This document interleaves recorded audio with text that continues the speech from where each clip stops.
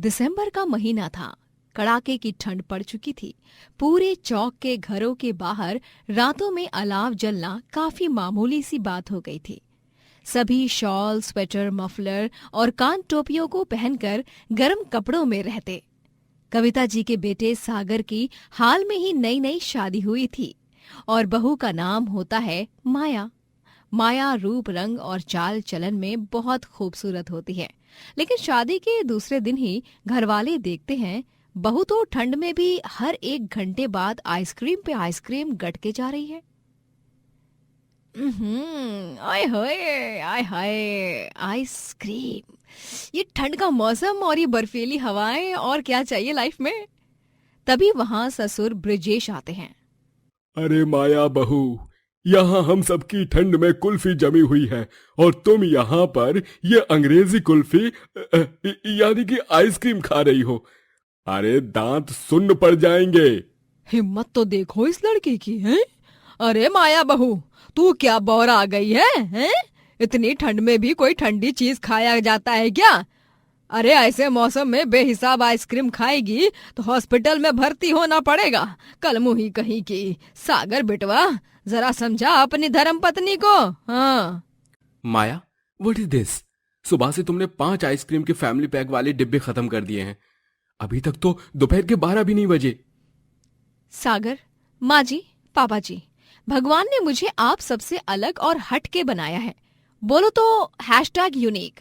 और इसीलिए आइसक्रीम खाना मुझे बहुत पसंद है, और विंटर सीजन में तो और भी ज्यादा।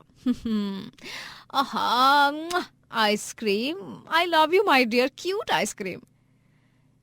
माया के ये बर्ताव को देखकर सागर, कविता और ब्रिजेश अपना सर पकड़ लेते हैं। दिन गुजरते जाते हैं, ठंड का कहर और भी ज्यादा बढ़ जाता है, लेकिन माया आइसक्रीम खाना बिल्कुल भी नहीं छोड़ती है, बल्कि वो दिन ब दिन हाथ में आइसक्रीम पकड़े ही सबके सामने चट कर जाया करती थी। वो दिन भर पानी की तरह आइसक्रीम खाती है। रात में डिनर के समय जब सभी डाइनिंग टेबल पर एकत्रित होते हैं, तभी तीनों भी खाना खाते हैं, लेकिन माया तो तरह तरह की आइसक्रीम खाने लग जाती है। कितनी यम्मी है ये आइसक्रीम! बटरस्कॉच! बटरस्कॉच फ्लेवर तो मेरा ऑल टाइम फेवरेट है। तुम्हें पता है सागर, बाजार में एक नए फ्लेवर वाली आइसक्रीम आई है जिसमें गुलाब जामुन भी मिक्स्ड है। कितना अमेजिंग कॉम्बो है ना। मैं तो उस आइसक्रीम को ना मतलब खाने के लिए बहुत एक्साइटेड हूँ यार। अरे पागल, एकदम पगला गई है क्या करमजनी? इतनी मात्रा में आइसक्रीम खाएगी तो पूरी आइसक्रीम फेफड़ों में जम जाएगी, बेवकूफ कहीं की। और नहीं तो क्या, तुम्हारी तबीयत बुरी तरह बिगड़ जाएगी। क्या तुम वही चाहती हो क्या? माया, अब तो हमारी बात मान लो। लोग ठंड के मौसम में अक्सर गर्म खाद्य पदार्थ खाते हैं, पर तुम्हारे दांत पता नहीं कौन से लोखंड से बने हुए हैं जो तुम्हें जरा भी दर्द नहीं होता, उल्टा मजा आता है। और आइसक्रीम की जगह अगर कोई हेल्दी आइटम होता तो हम कुछ नहीं बोलते, लेकिन आइसक्रीम आइसक्रीम कितनी अनहेल्दी होती है, तुम्हें पता नहीं है क्या माया? ओफो सागर, आइसक्रीम में दूध, अंडे, मक्खन होते हैं, और मैं तो ज्यादातर फ्रूट्स वाली आइसक्रीम ही खाती हूँ। स्ट्रॉबेरी, ब्लूबेरी, मैंगो, गुआवा, चीकू और बहुत सारे फलों की आइसक्रीम। वो सब तो न्यूट्रिशियस ही होते हैं ना, उनमें क्या बुराई है? बोलो बोलो। माया के इस अजीबो गरीब नॉन स्टॉप आइसक्रीम खाने की आदत से अब घर वाले काफी परेशान हो जाते हैं। कविता को लगता है कि ब्रिजेश जी सुनिए, मुझे तो ऐसा व्यतीत हो रहा है कि माया बहू के अंदर किसी आइसक्रीम की दीवानी चुड़ैल की आत्मा घुस गई है। अरे एक इंसान इतनी कपकपाती हुई ठंड में ऐसे बिना रुके आइसक्रीम पे आइसक्रीम कैसे खा सकता है? देखिए, हो न हो यही माजरा है।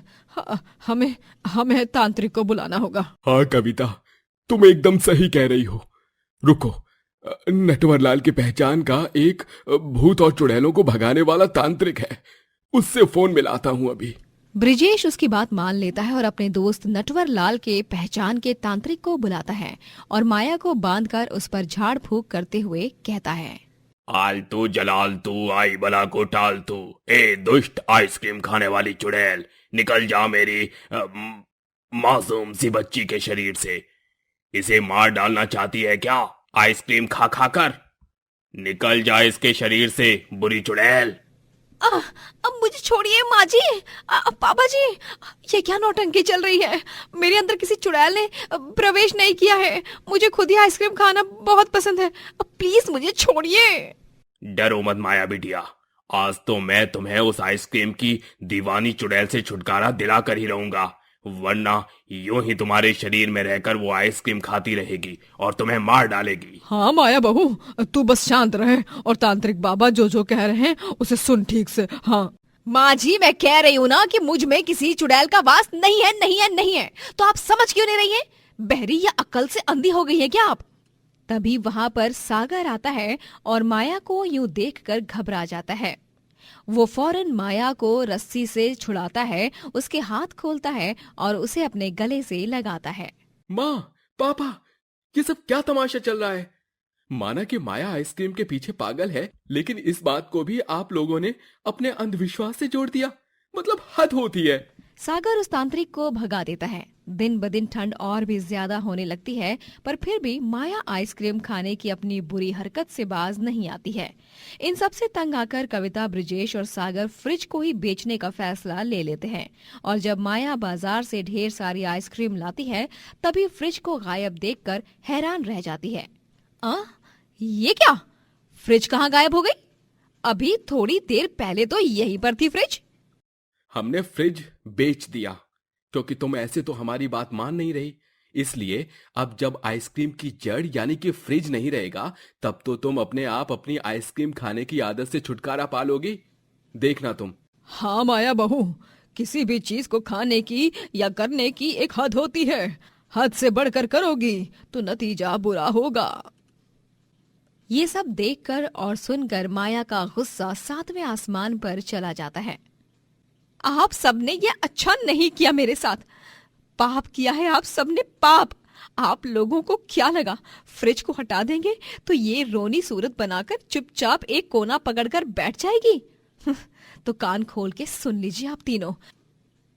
मैं तो आइसक्रीम खाऊंगी और वो भी ज्यादा खाऊंगी, घर में नहीं तो बाहर जाकर, लेकिन मैं तो खाऊंगी ही। और हाँ, मैं चाहे एक आइसक्रीम खाऊं, 2 खाऊं, 3 खाऊं, ठंड में खाऊं, गर्मी में खाऊं, बरसात में खाऊं, घर में खाऊं, बाहर खाऊं, जितनी चाहे जहां खाऊं, आपको क्या? एटीट्यूड दिखाकर माया वहां से चली जाती है और अब वो बाहर जाकर आइसक्रीम पार्लर में आइसक्रीम खाने लगती है। हेलो, मुझे 2 big scoops butterscotch, 3 mango flavour, 2 chocolate, 2 vanilla और हाँ 4 कप्स वो नई गुलाब जामुन फ्लेवर्ड आइसक्रीम। हाँ, मैं टेबल नंबर 3 पर बैठी हूँ। ऑर्डर 5 मिनट के अंदर आ जाना चाहिए, वरना तुम्हारे आइसक्रीम पार्लर की कंप्लेन कर दूंगी मैं। मेरा दिमाग पहले ही बहुत गर्म हो चुका है। मुझे फटाफट से ठंडी ठंडी आइसक्रीम दे दो। अरे वाह वाह। Okay ma'am, thank you ma'am. आप हमारे यहाँ आई। ठंड के मौसम में तो हमारा बिजनेस पूरा ठप पड़ चुका है, लेकिन इस दुनिया में इतनी भयंकर ठंड में भी आइसक्रीम के फैंस होते हैं। ये हमें आज पता चला। आप बैठिए, हम अभी आपका ऑर्डर सर्व करते हैं। माया एक ही बार में ढेर सारी अलग अलग प्रकार की आइसक्रीम्स को खा जाती है और तब जाकर उसे राहत मिलती है। एक तरफ जहां लोग ठंड से बचने के लिए चाय के स्टॉल्स पर जाकर गर्मा गर्म चाय की चुस्की लेते हैं, तो वहीं माया मैडम खुलेआम चौक में दोनों हाथ में आइसक्रीम पकड़कर खाते हुए जाती है। ये सब देखकर सभी आसपास वाले भौचक्का रह जाते हैं। एक दिन माया की तबीयत इतनी बुरी तरह बिगड़ जाती है कि वो बिस्तर ही पकड़ लेती है। उसे गंभीर सर्दी जुकाम हो जाता है और उसका हाल बेहाल हो जाता है। आइसक्रीम को नॉन स्टॉप कंज्यूम करने के कारण इनकी बॉडी का फैट और शुगर बढ़ चुका है, और तो और इन्हें बहुत सर्दी जुकाम भी हुआ है। ये मैंने कुछ दवाइयां लिख कर दी हैं, इन्हें लीजिए और प्लीज अब आइसक्रीम को खाना बंद कर दीजिए। हाँ डॉक्टर जी, मैं बोर गई थी, जो सबकी बात नहीं सुन रही थी। आज मुझे समझ आ गया कि किसी भी चीज को हद से ज्यादा खाओगे तो फायदा नहीं बल्कि नुकसान होगा। मैं वादा करती हूँ अपने आप से और पूरे परिवार से कि मैं आज के बाद कभी भी आइसक्रीम नहीं खाऊंगी। और इस तरह उस दिन के बाद माया ने कभी भी आइसक्रीम नहीं खाई और वो जब जब आइसक्रीम को देखती तब तब उसे अपने भयानक सर्दी जुकाम वाले दिन याद आ जाते हैं और उसके रोंगटे खड़े हो जाते हैं। इसीलिए किसी भी फूड आइटम का हद से ज्यादा सेवन करना गलत बात है, क्योंकि वो हमेशा नुकसानदायक ही साबित होता है। बरखा अपने बेटे करण और बहू वंदना के साथ रहा करती थी। वंदना बहुत लालची होती है और वो बरखा के खिलाफ करण के कान भरती है। करण, मैं तुम्हें बोल दे रही हूँ, इस बुढ़िया का बोझ अब हम और सह नहीं सकते। अरे जीना दुश्वार हो गया है मेरा, इसकी सेवा कर करके मैं पागल हो गई हूँ। तुम ही सोचो ना, ये बस कुछ दिनों की मेहमान रह गई है, लेकिन हमें हमारे आने वाले बच्चे और भविष्य के बारे में भी तो सोचना होगा ना। बोलो। हाँ वंदना, तुम सही कह रही हो, हमें भी हमारे भविष्य के बारे में सोचना पड़ेगा। माँ का बोझ मैं और सहन नहीं कर सकता। तो चालाकी से उनसे जायदाद का सारा हिस्सा तुम्हें हड़पना होगा, क्योंकि फिर हम उन्हें घर से बाहर तो निकाल देंगे, लेकिन जायदाद को नहीं छोड़ेंगे, समझे? लेकिन हम ये कैसे करेंगे? तुम मत सोचो कुछ, तुम्हारी अकल तो बचपन से ही घास चरने गई है। हाँ। वंदना अब बेचारी बरखा से प्रॉपर्टी के पेपर्स पर साइन कैसे करवाऊं इसकी योजना बनाना शुरू करती है। वंदना बहू, मुझे हल्दी का दूध दे दे, बहुत खांसी आ रही है और सर्दी हो गई है। बहू, दूध में लौंग और इलायची भी डालना। ओ बढ़िया, मुझे क्या तूने अपनी नौकरानी समझ रखा है? हाँ, मैं तेरे नखरे उठाने के लिए यहाँ पर खाली नहीं बैठी हूँ तेरे लिए, समझी ना? लेकिन वंदना बहू, तू ऐसा क्यों बोल रही है? मैं तो तुझे एक सास होने के नाते ये बोल रही हूँ। चुप हो जा, तू मेरी सास नहीं है। चल चल, इस बिस्तर से उठ जा। वंदना बरखा को गुस्से से बिस्तर से उठाती है और उससे बहुत सारा काम कराती है और खुद जैसे मालकिन हो, और उससे वो नौकरों की तरह काम करवाती है और खूब बुरी तरह पेश आती है। वंदना को बरखा पर इतना अत्याचार करते देख बेटा करण तक कुछ नहीं बोलता। ए बुढ़िया, चल जल्दी से हम दोनों को खाना परोस, और हाँ, अचार और दही भी लाना साथ में। ठीक है बहू, लाती हूँ। बरखा दाल मखनी बनाकर दोनों बहू बेटे को परोसती है। जो भी बोलो, तू तो कलमुही, लेकिन तेरे हाथ की दाल मखनी ने मेरे दिल को मक्खन की तरह पिघला दिया। लेकिन इसका मतलब ये नहीं है कि मैं बदल गई हूं। तू इस घर की नौकरानी ही बनकर रहेगी। तुझे अगर यहाँ रहना है तो तुझे काम करना होगा, समझ गई? वंदना और करण पहले खाना खाते हैं और फिर उसके बाद रसोई में ठंडी फर्श पर बैठकर बरखा खाना खाती है। बरखा एक दिन बहुत बीमार हो जाती है और वो बेटे करण से विनती करती है। करण बेटा, तबीयत बहुत खराब है, बदन टूट रहा है, ऐसे में मुझे आराम की जरूरत है। अपनी बीवी को समझाओ ना कि मुझे आराम करने दे। नहीं माँ, आप आराम नहीं कर सकती। चलिए उठिए और काम पे लगिए। खाना, कपड़े, बर्तन, घर की सफाई, आंगन की सफाई, ढेर सारे काम पड़े हैं। उन सबको क्या पड़ोस की विमला चाची आकर निपटाएंगी? हाँ, चल चल, ज्यादा ड्रामेबाजी मत कर और सीधे तरीके से उठ जा, वरना खाल उधेड़ कर रख दूंगी तेरी, समझी? करण और वंदना दोनों भी बरखा से काम करवाने की कोशिश करते हैं, लेकिन अपनी बीमार हालत के कारण बरखा बिस्तर पकड़कर ही बैठ गई थी। ओफो, ये बुढ़िया अब हमारे किसी काम की नहीं है करण। इससे अब ना घर का कोई काम भी नहीं हो रहा है, इसीलिए इसका काम तो अब तमाम ही करना पड़ेगा बस। वंदना बरखा से जबरदस्ती जायदाद के कागजों पर दस्तखत करवाती है। ए बुढ़िया, चल चल, जल्दी से इन कागजों पर दस्तखत कर दे, समझी? लेकिन बहू, ये कौन से कागज हैं? इनमें क्या लिखा है? मुझे तो कुछ समझ भी नहीं आ रहा है। तू क्या करवाना चाह रही है? जितना कहा है ना उतना कर। ले, ये पेन पकड़ और दस्तखत कर जल्दी से। बरखा उन कागजों पर दस्तखत करती है और फिर उसके बाद वंदना और करण बरखा का सारा सामान घर के बाहर फेंक देते हैं और बरखा को भी बीमार स्थिति में धक्के मारकर घर से बाहर निकाल देते हैं। तुझे क्या लगा वो कोई मामूली कागज नहीं है, जायदाद के कागज थे। अब हमें आपसे हमेशा हमेशा के लिए छुटकारा मिल गया है। अब आप जियो या मरो, हमें उससे कोई फर्क नहीं पड़ता। ऐसा मत करो बच्चों, मैं इस अधेड़ उम्र में कहाँ जाऊंगी, कहाँ रहूंगी। मेरा इस दुनिया में तुम दोनों के अलावा कोई और नहीं है। रुको बच्चों, मेरी बात तो सुनो। बरखा बिलक बिलक कर विनती करती रहती है, लेकिन वंदना और करण दरवाजा बंद कर देते हैं। कड़ाके की ठंड में बेचारी बरखा दर दर भटकती फिरती है। कपकपाते हुए वो सड़क के एक फुटपाथ पर ही सो जाती है। अगली सुबह वो पूरे गांव में नौकरी की तलाश करती है। बेटा, कुछ काम हो तो दे दो, मैं बहुत स्वादिष्ट खाना बनाती हूँ। दाल मखनी तो बखूबी बना लेती हूँ। कम पैसे में रख लोगे फिर भी कोई दिक्कत नहीं है बेटा, लेकिन मुझे इस वक्त पैसों की सख्त जरूरत है। अम्मा, माफ कीजिएगा, दरअसल वो मेरे ढाबे पर फिलहाल किसी भी कुक की जरूरत नहीं है। अगर मुझे जरूरत होगी तो मैं आपको बता दूंगा। बरखा निराश हो जाती है। वो पूरे गांव में नौकरी ढूंढने की कोशिश करती है, लेकिन उसे कहीं भी कोई भी नौकरी पर नहीं रखता। वो अपनी झोपड़ी में चली आती है और रात में अलाव जलाकर फिर से भूखे पेट ही सो जाती है। दूसरे दिन जब वो स्टेशन के रास्तों से गुजर रही होती है, तभी वो देखती है कि पानी पूरी, आलू चाट, समोसे, चाउमीन, इन सब के ठेले लगाए हुए हैं और वहां पर काफी भीड़ भी है। ये दृश्य देखकर बरखा को सूझता है कि क्यों ना मैं भी अपना एक दाल मखनी बेचने का ठेला खोल लूं, क्योंकि इन ठेलों पर ग्राहकों की इतनी भीड़ जमी हुई है।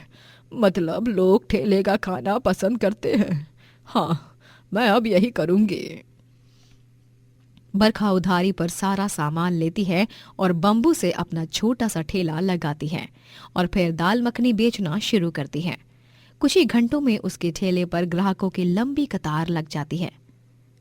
दाल मखनी ले लो, दाल मखनी, इतनी स्वादिष्ट के दीवाने बन जाओगे। एक बार खाओगे तो बार बार खाओगे। आहा, क्या स्वादिष्ट और मजेदार दाल मखनी बनाई है बरखा दादी आपने तो। मजा ही आ गया। वाकई में आपके हाथों में जादू है, जादू। वरना आजकल की मिलावट से भरी दुनिया में इतनी शानदार और दिल खुश करने वाली दाल मखनी कहीं नहीं मिलती। बड़े से बड़े महंगे 5 स्टार रेस्टोरेंट में भी नहीं। शुक्रिया बेटा, खाओ, आराम से खाओ। ये लो, पानी भी ले लो।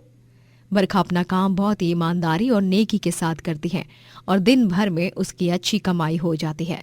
कुछ युवक उसका दाल मखनी बनाते वक्त वीडियो रिकॉर्ड करते हैं और उसे सोशल मीडिया पर पोस्ट कर देते हैं, जिसके बाद लाखों की संख्या में लोग उस वीडियो को देखते हैं और उसे बेहद पसंद भी करते हैं और दूर दूर से लोग बरखा की दाल मखनी खाने आते हैं। ऐसे ही एक दिन एक अमीर आदमी आता है और बरखा से मिलकर कहता है, नमस्ते बरखा जी, मैं विवेक खन्ना, भारत का जाना माना मास्टर शेफ। मैंने सुना है कि आपके दाल मखनी ने पूरे सोशल मीडिया पर अपना राज चला रखा है। चलिए जरा आज मैं भी तो चक्कर देखूं। जी क्यों नहीं, ये लीजिए, मैं अभी परोसती हूँ आपको। बैठिए ना, उस कुर्सी पर बैठ जाइए। मास्टर शेफ विवेक बरखा के हाथ की दाल मखनी खाते हैं और वो उसकी दाल मखनी के फैन हो जाते हैं। वाह, ऐसी दाल मखनी तो मैंने पूरे पंजाब में भी नहीं चखी। बरखा जी, आप तो फूड इंडस्ट्री की कोहिनूर निकली। आपकी जगह यहाँ पर नहीं, बड़े बड़े कुकिंग टीवी शोज में है। और फिर यहाँ से शुरू होता है बरखा के आगे बढ़ने की दास्तान। बरखा अब टीवी पर कुकिंग और रियलिटी शोज में आने लगती है और ऐसे ही बहुत सारे पैसे कमाती है। वो अपना खुद का एक बहुत बड़ा रेस्टोरेंट खोलती है जिसका नाम होता है दादी की रसोई। वहीं वंदना और करण दोनों का बिजनेस ठप हो जाता है और दोनों भी रास्ते पर आ जाते हैं। एक दिन दोनों बरखा के बड़े बंगले के बाहर भीख मांगते हुए कहते हैं, माँ जी, हमें माफ कर दो, हमने आपके साथ बहुत गलत किया। तुम दोनों ने मेरे साथ जो कुछ भी किया हो, मैं उसे कभी नहीं भूल सकती। सिक्योरिटी, इन्हें यहाँ से धक्के मार कर निकाल दो। सिक्योरिटी गार्ड्स वंदना और करण को धक्के मारकर वहां से निकाल देते हैं और बरखा अपने जीवन में भरपूर तरक्की प्राप्त करती है और अपने सपनों को पूरा करती है। भीमनगर कहकर एक गांव में प्रमोद अपनी बीवी मिथिला के साथ रहा करता था। उन दोनों को एक छोटी बेटी भी थी जिसका नाम पीहू था। मिथिला रोजाना प्रमोद को कढ़ी चावल बनाकर देती थी और प्रमोद उस कढ़ी चावल को साइकिल पर रख के स्टेशन पर बेचने जाया करता। कढ़ी चावल स्वादिष्ट और गर्मा गर्म कढ़ी चावल, 10 रुपए पर प्लेट। आइए आइए, कढ़ी चावल अपने दिन की शुरुआत को मजेदार बनाइए और ट्रेन की यात्रा को यादगार बनाइए। खाकर ये कढ़ी चावल को खाने के लिए ग्राहकों की लंबी कतार लग जाती और सभी को कढ़ी चावल बहुत ही स्वादिष्ट लगता। अरे वाह वाह, बहुत ही उम्दा बना है कढ़ी चावल, मुझे तो इससे खाकर मजा ही आ गया। हाँ प्रमोद भाई, इस कढ़ी चावल को खाकर तो मुझे मेरे बचपन के दिन याद आ गए। मेरी स्वर्गवासी दादी भी ऐसे ही कढ़ी चावल बनाती थी। धन्यवाद भाई साहब। दरअसल ये कढ़ी चावल मेरी बीवी बनाती है और गरम कंटेनर में रखकर मैं उन्हें यहाँ स्टेशन पर बेचने ले आता हूँ, इसलिए सारी मेहनत और आपकी तारीफों के काबिल वही है। मैं तो बस बेचने का काम करता हूँ।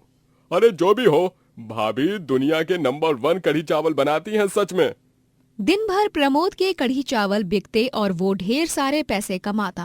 उसका सब कुछ अच्छा चल रहा होता है, लेकिन एक दिन गांव का एक चोर उसे दूर से ही एक पेड़ की डाली पर बैठकर दूरबीन से देखता है। उस चोर का नाम कल्लू होता है। अच्छा, ये गरीब कढ़ी चावल बेचने वाला असल में इतना भी गरीब नहीं है। दिन भर ये स्टेशन के पास खड़े रहकर कढ़ी चावल बेचता है और हजारों रुपए कमा लेते हैं दिन में। बेटा, अपनी जिंदगी के कुछ आखिरी लम्हे जी ले, क्योंकि अभी ये कल्लू करेगा तुझ पर अटैक और ले लेगा तेरी जगह, वो भी हमेशा हमेशा के लिए। कल्लू अगले ही दिन शाम में जब प्रमोद घर जा रहा होता है तभी उसे अगवा कर लेता है और उसे जान से मारकर गांव की एक पुरानी नदी में फेंक देता है।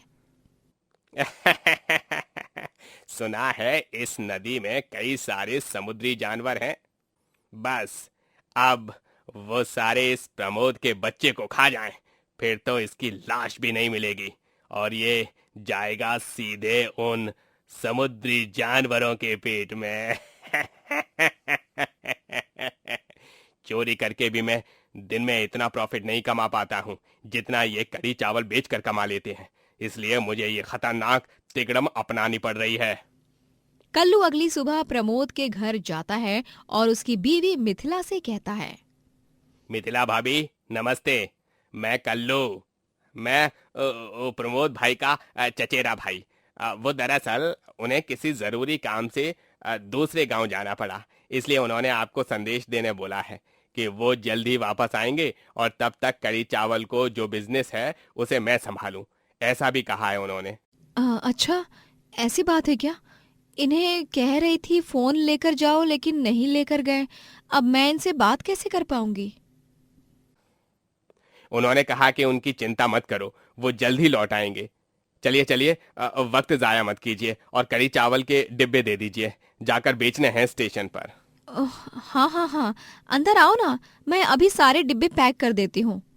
क्रूर कल्लू कढ़ी चावल के बड़े बड़े डिब्बों को लेकर साइकिल पर रखता है और स्टेशन पर कढ़ी चावल बेचने निकल जाता है और दिन भर में वो बहुत सारे पैसे कमा लेता है। ग्राहक कल्लू से जब प्रमोद के बारे में पूछते हैं तभी, अरे भैया, प्रमोद भाई कहाँ चला गया और तुमने उसकी जगह कैसे ले ली? तुम उसके रिश्तेदार हो क्या? हाँ भाई साहब, मैं प्रमोद जी का चचेरा भाई हूँ कल्लू।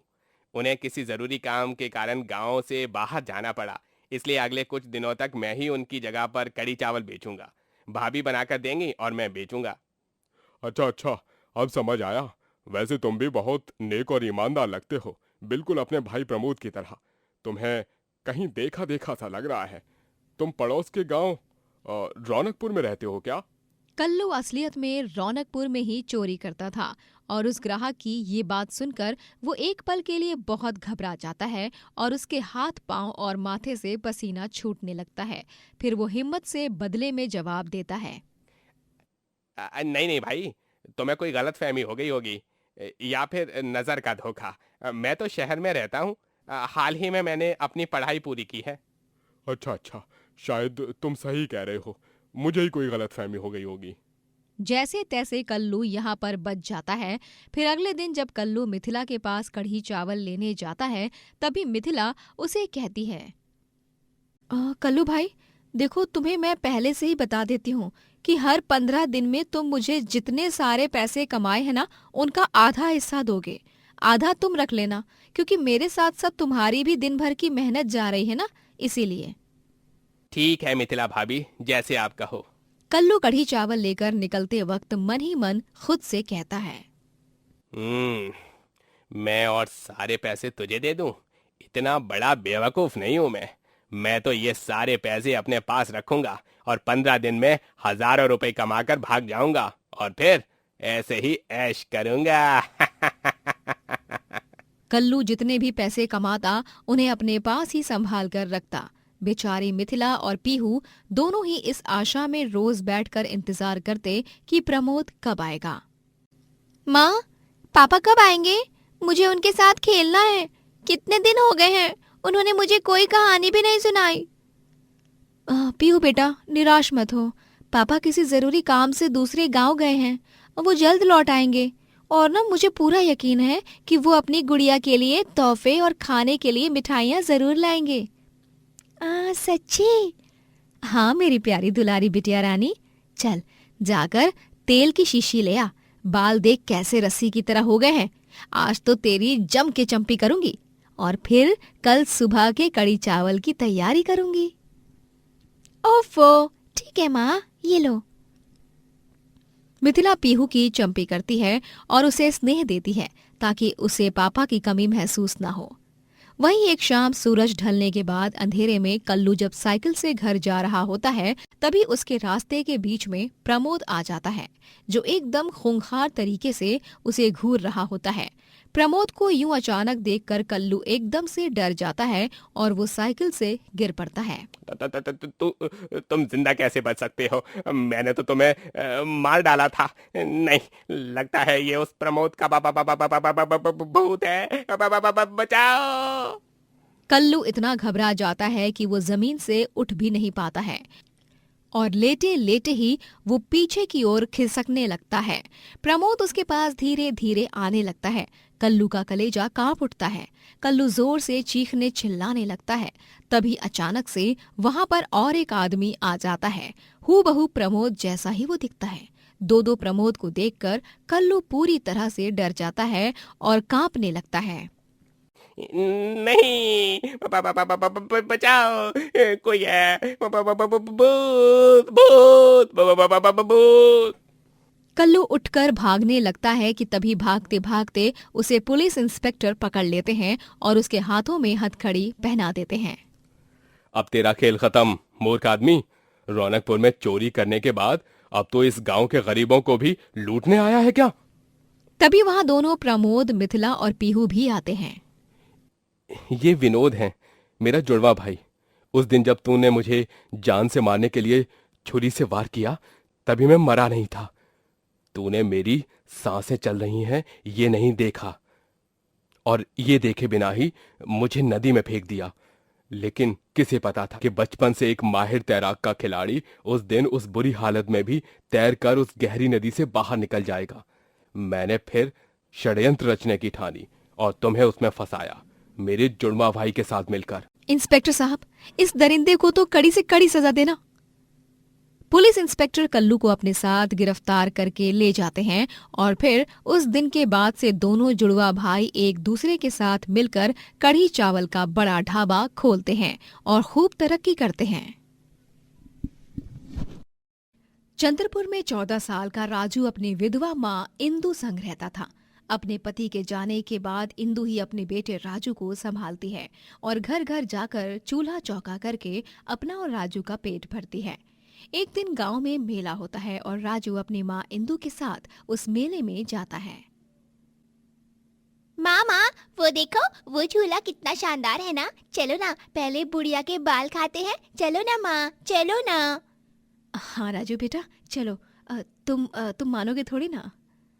इंदु और राजू बुढ़िया के बाल खाते हैं और तभी अचानक से मेले में खिलौने के स्टॉल में आग लग जाती है, जो बुरी तरह मेले के चारों तरफ से फैलने लगती है और पूरा मेला धू धू कर जलने लगता है। सभी गांव वाले अपनी जान बचाते हुए यहाँ से वहां भागने लगते हैं। बचाओ बचाओ, आग आग! हर तरफ घनघोर धुआं फैल जाता है और उस धुएं में राजू और इंदु दोनों माँ बेटे एक दूसरे से अलग हो जाते हैं। राजू राजू राजू बेटा कहाँ चला गया? राजू! वहीं दूसरी ओर राजू भी इंदु को ढूंढते हुए चिल्लाते रहता है। माँ माँ माँ कहाँ चली गई आप? माँ! हर तरफ से धक्का मुक्की होने लगती है और राजू उस भीड़ में गिर जाता है और लोग राजू के बदन पर सर पैर रखकर भागते हैं, जिससे उसे बहुत चोट आती है और वो दर्द से कराहने लगता है। आ आ उस भीड़ में पुलिस सभी लोगों को बचाने लगती है और राजू भी हिम्मत करके उठता है और आगे भागने लगता है। फिर फायर ब्रिगेड की गाड़ियां आती हैं। राजू भागते भागते किसी दूसरे गांव में चला जाता है और वहां पर वो बेहोश हो जाता है। अगली सुबह जब उसकी आंख खुलती है तब वो अपने आप को कचरे में पाता है। उसके पास सिर्फ कचरा कचरा, कूड़ा ही कूड़ा फैला होता है। ये मैं कहाँ आ गया? कल रात को मेले में मेरी माँ मुझसे अलग हो गई थी। मुझे मेरी माँ को ढूंढना होगा। वो बहुत परेशान हो गई होंगी। माँ माँ, आपका बेटा, आपका राजू आ रहा है आपके पास। माँ! राजू अपनी माँ इंदु को ढूंढने के लिए फिर से मेले की जगह पर जाता है। पूरा गांव भटकता रहता है, लेकिन उसे उसकी माँ कहीं नहीं मिलती। वो आस पड़ोस के गांव वालों को भी अपनी माँ के बारे में पूछता है, फिर भी उसे उसकी माँ नहीं मिलती। अरे बेटा, तेरी माँ उस मेले में जल गई होगी। आधे गांव वाले उस मेले में मर गए। भूल जा तू अपनी माँ को अब। हाँ राजू, जिंदा लोगों को पुलिस ने एम्बुलेंस में डाला था। अगर तेरी माँ जिंदा बचती तो वो भी तेरी तरह तुझे पूरे गांव में ढूंढती। भूल जा बेटा, अब तेरी माँ तेरे पास कभी नहीं आएगी। झूठ झूठ है ये सब। मेरी माँ को कुछ नहीं हुआ है। वो जिंदा होंगी। देखना आप सब, मैं अपनी माँ को ढूंढ कर ही रहूंगा, चाहे कुछ भी हो जाए। राजू अपनी माँ को ढूंढने की तलाश शुरू करता है। बेचारा अब बेघर हो चुका था। माँ के बिना वो सड़क पर ही रहने लगा। उसे भूख लगती तो वो किसी ढाबे के बाहर देर तक खड़ा होता। ये ढाबे वाले काका मुझे खाना जरूर देंगे। मुझे भूख लगी है। अभी इनके ढाबे के बंद होने का समय भी हो गया है। यहाँ पर रुकता हूँ। ढाबे वाला अपने ढाबे को बंद करने के लिए बाहर आता है। तभी राजू उसके पास जाता है और विनती करता है। ढाबे वाले काका, मुझे बहुत जोरों की भूख लगी है। आज का बचा हुआ खाना दे दो ना। बहुत मेहरबानी होगी आपकी। अरे ओ बुड़बक, चल पहुंच यहाँ से। पता नहीं कहाँ कहाँ से आ जाते हैं मुंह उठाकर। कुत्ते बिल्लियों को खाना डाल दूंगा, उसमें से ही खा लियो जो खाना है। ढाबे वाला राजू पर गुस्से से चिल्लाता है और उसे अपने ढाबे से दूर भगाता है। ढाबे वाला कुत्तों को खाना डालता है और राजू उसी खाने में से रोटी निकालने की कोशिश करता है। तभी कुत्ते उस पर भौंकने लगते हैं और राजू उनसे डर जाता है और भागने लगता है। वो सभी कुत्ते भी उसके पीछे पीछे तेजी से भागने लगते हैं। नहीं, कोई बचाओ मुझे इन जंगली कुत्तों से। आ! राजू तेज रफ्तार से भागते भागते एक पेड़ की डाली पर चढ़ जाता है और कुत्ते उस पर चढ़ नहीं पाते। वो कुछ देर तक भौंकते हैं और फिर वहां से चले जाते हैं। जान बची लाखों पाए, लेकिन मेरा खाना अब मैं क्या खाऊं? मुझे बहुत भूख लगी है। बहुत कमजोरी भी महसूस हो रही है। माँ, आप कहाँ चली गई हो? मुझे आपके हाथ का दाल चावल बहुत याद आ रहे हैं। राजू को बहुत भूख लगी थी और वो पेड़ के फल को तोड़कर ही खा लेता है, लेकिन फल खराब होने के कारण उसकी तबीयत बिगड़ जाती है और वो रात में ठंड में कांपने लगता है। रोजाना वो अपनी माँ को ढूंढने के लिए जाता और निराश होकर रात में फुटपाथ पर सो जाता। वो हर जगह जाकर लोगों से खाना मांगता, लेकिन कोई भी उसे खाना नहीं देता। सब उसे मार कर भगा देते। वो अब कचरे में से खाना ढूंढने लगता है। मुझे कहीं पर भी खाना नहीं मिल रहा है, ना ही मेरी माँ मिल रही है। ये क्या हो गया है भगवान जी? दिन ब दिन यही चलता रहा तो मेरी तबीयत बहुत बिगड़ जाएगी और मैं जिंदा नहीं बचूंगा। और वहीं होने लगता है। राजू को खाना ना मिलने के कारण उसकी तबीयत दिन ब दिन बहुत खराब होने लगती है। वो पहले से भी ज्यादा पतला हो चुका था। उसकी आंखें लाल हो गई थी और उसके बदन की हड्डियां साफ साफ दिखने लगी थी। एक दिन वो यूं ही रास्ते से गुजर रहा होता है, तभी वो देखता है कि एक बेबी प्रैम रोड के बीच से चला जा रहा है और उसमें एक नन्हा बच्चा है जो रो रहा है और सामने से एक ट्रक भी आ रहा होता है। नहीं, ये प्रैम तो रास्ते के बीचों बीच से है। अरे इसमें नन्हा बाबू भी है। ट्रक उस प्रैम को ठोके उससे पहले राजू तेजी से रास्ते के बीच दौड़ते दौड़ते आता है और उस प्रैम को आगे ढकेलते हुए रोड के कोने में लाता है। इस तरह राजू उस बच्चे को बचाता है। उस बच्चे के अमीर माँ बाप वहां रोते हुए आते हैं। धन्यवाद बेटा, तुम्हारा बहुत बहुत धन्यवाद। आज अगर सही समय पर तुम हमारे बच्चे को नहीं बचाते तो ना जाने क्या हो जाता। हाँ बेटा, हम तुम्हारी जिंदगी भर एहसानमंद रहेंगे। धन्यवाद बेटा। साहब, आपके बच्चे को बचाना इंसानियत के नाते मेरा धर्म था। अमीर आदमी खुश होकर राजू को अपने घर ले जाता है और तभी राजू देखता है कि उसकी माँ इंदु उस अमीर आदमी के घर पर नौकरानी का काम करती हैं। माँ! राजू!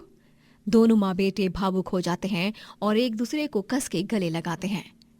ओह, तो इंदु, तुम्हारा बच्चा जो खो गया था वो यही लड़का है? हाँ सेठ जी। इंदु, आज तुम्हारे बच्चे ने हमारे बच्चे की जान बचाई है।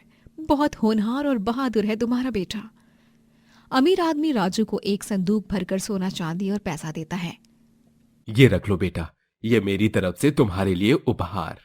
और इस तरह दोनों माँ बेटे का मिलन हो जाता है और राजू उन पैसों से एक बड़ा बंगला बनवाता है और कड़ी मेहनत करके एक बड़ा आदमी बनता है और अपनी माँ इंदु के नाम से गरीबों के लिए स्कूल और आश्रम खोलता है और उन्हें मुफ्त में खाना भी देता है।